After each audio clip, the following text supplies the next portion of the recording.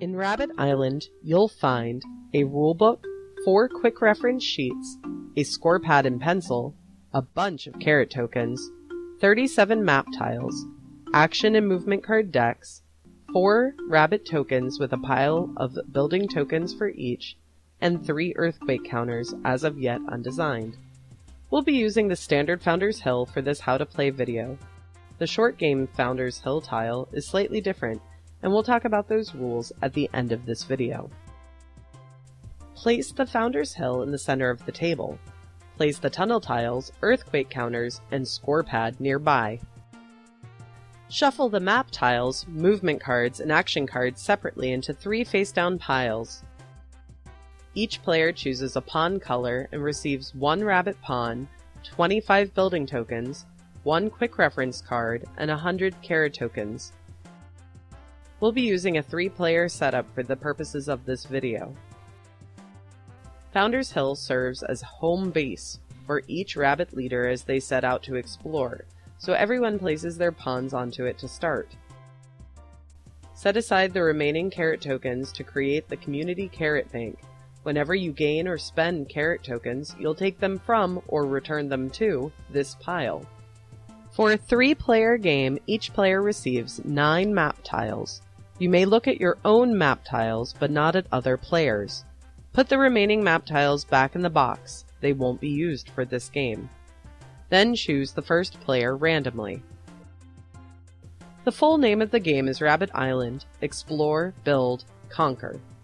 This describes the 3 phases of the game, the first being the Explore phase. Starting with the first player, each player will take a turn, placing map tiles, moving their rabbit pawn, and establishing their first territories. In the build phase, players will build up their civilization on the island. Each round of play is considered a year and is marked off on the score pad year tracker. After 20 years, the game ends and each player adds up their victory points. The player with the most wins. So, first things first, the Explore phase. Each player will take a turn placing 2 map tiles down and moving their rabbit pawn to one of the 2 they placed. Though you are creating the paw print paths that you will later use during the build phase, right now each player is hopping all over the island, just trying to explore what territories are available to them. Map tiles come in 2 different forms, territory tiles and event tiles. Rabbit Island is ultimately about territorial ownership. Building up on territories is how you gain victory points and how you win the game. If you place a territory tile and move your pawn to it, you may pay the building cost for the base territory level, a camp, and place your building token on it to show that you're the territory owner.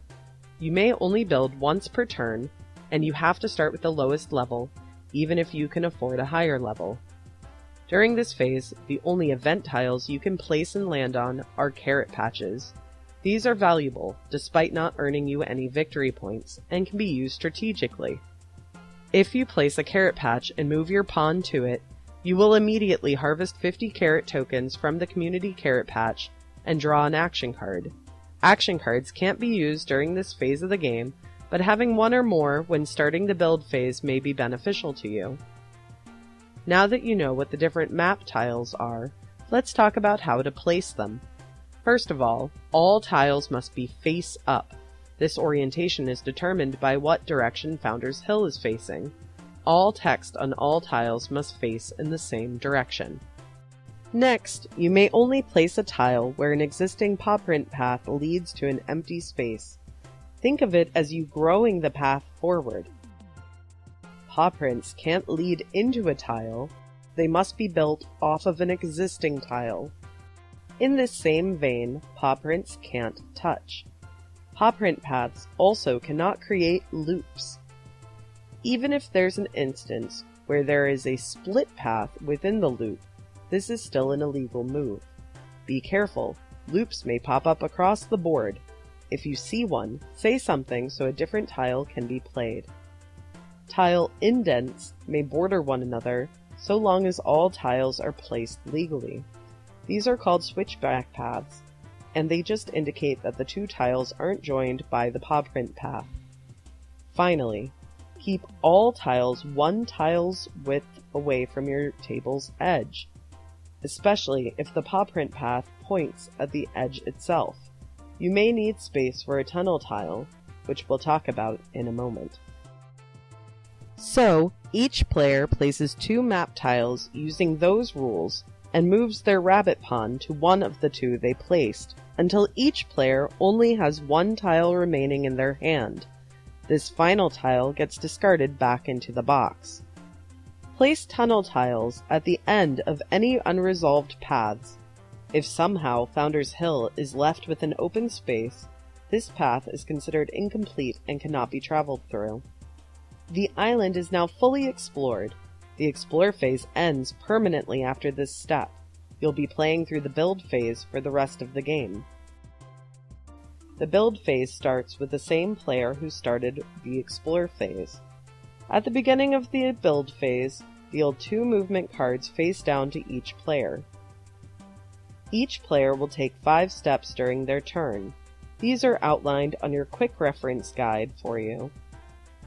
They entail playing a movement card, moving your rabbit pawn, playing action cards, resolving the map tile, and drawing a movement card.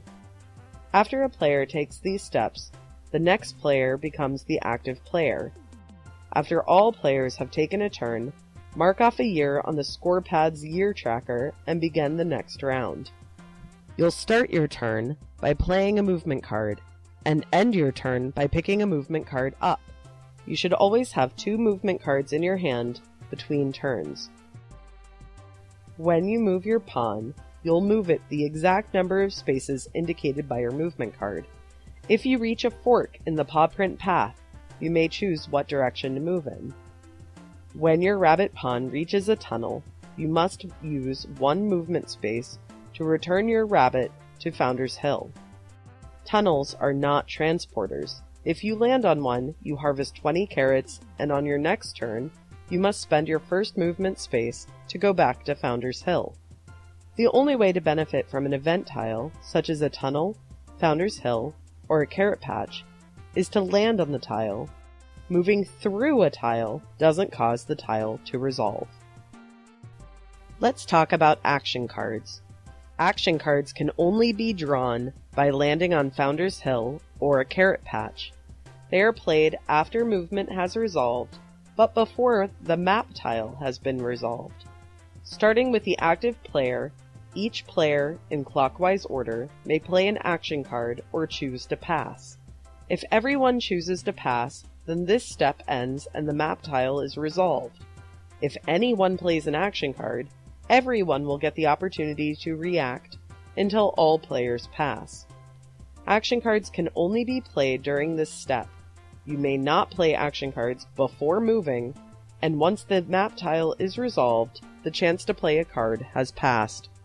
You may only have 5 action cards in your hand by the end of your turn.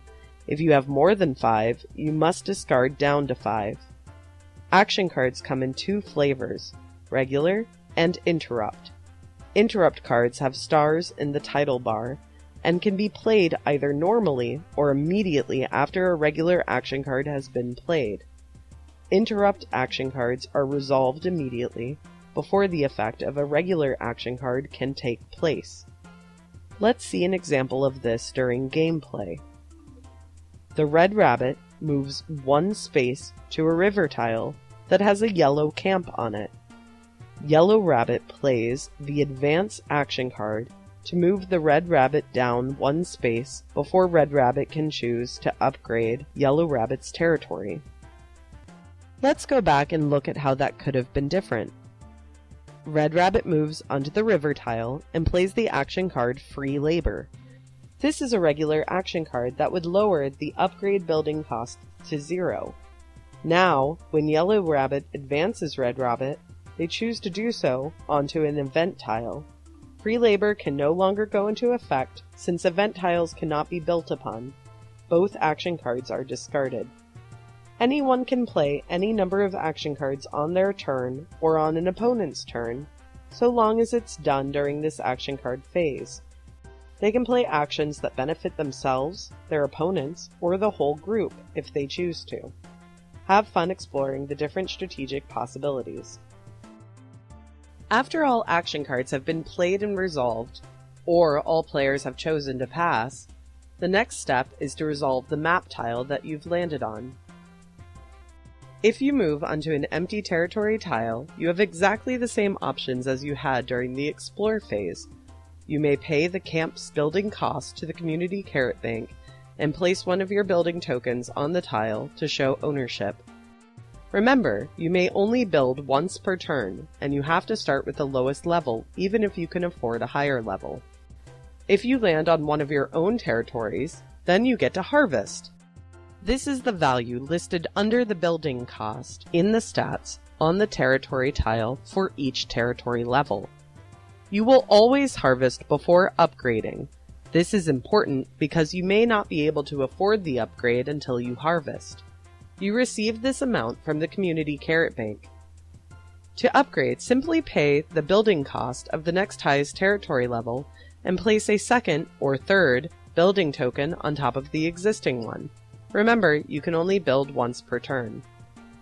Next time you land on this territory, it will be as if the original territory level doesn't exist.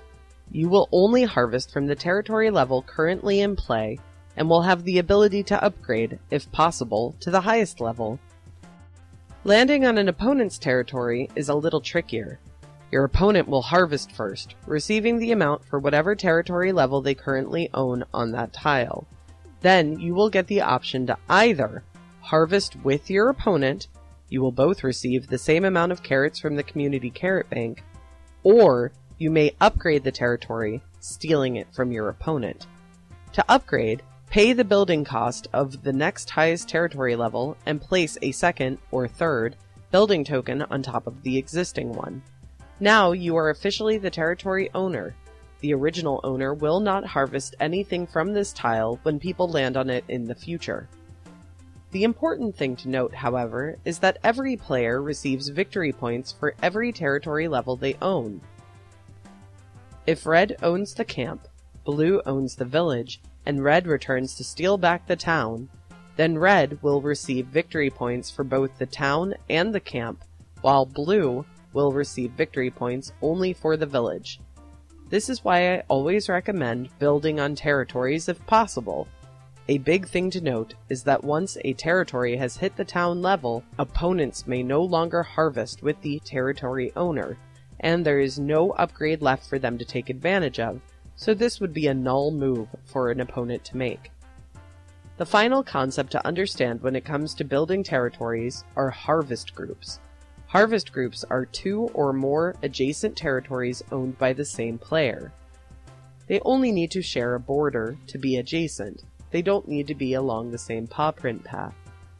A player may own multiple harvest groups throughout the board.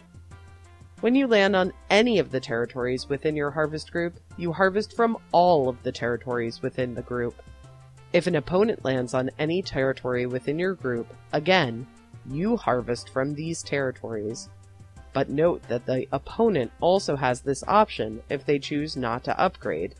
While an opponent may not harvest with the territory owner when they land on a town, they may harvest from a town as long as the town is a part of a harvest group. There are 2 extra victory points at the end of the game.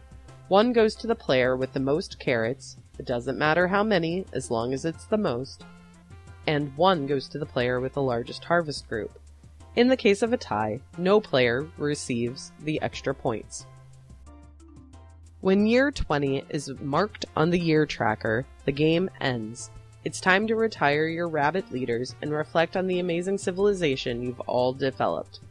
Notate players' points on the score pad in each category, starting with the most carrots and largest harvest group.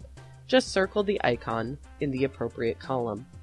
Then it's time to look at the board for territory points.